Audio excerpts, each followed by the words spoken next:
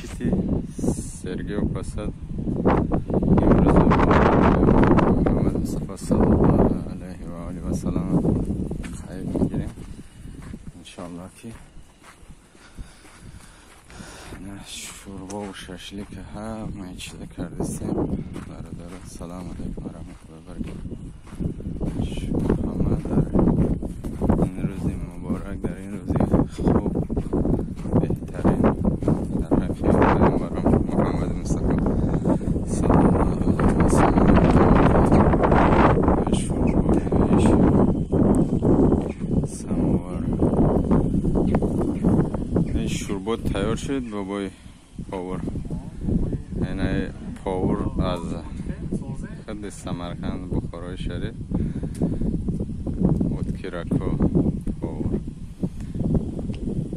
در روز مولود پیامبر من دعا کنید در پیامبر من محمد مصطفی صلی الله علیه و سلم.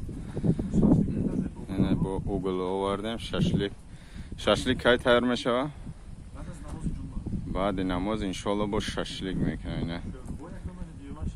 یکم شوربا، دویم ششلیک، چای، سماور، اوگل همه چیزا های نه.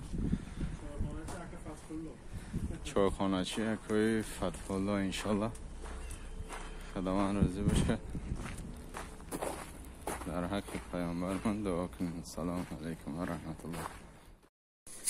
باز سلام علیکم و رحمت الله و برکاته.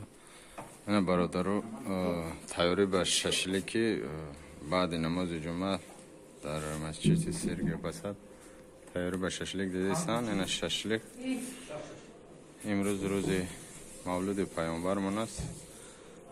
در حق پیامبرمون محمد مصطفی صلی الله علیه و سلم درود بفرستین، صلوات بگین، انشالله دعا کنین خداوند راضی باشه. هر یک ما و شما باید که خیر در حق رسول الله دعا کنیم.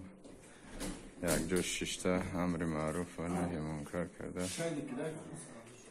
یک دست جمعی باید باشیم انشالله. برادرها همه در خدمت هستن.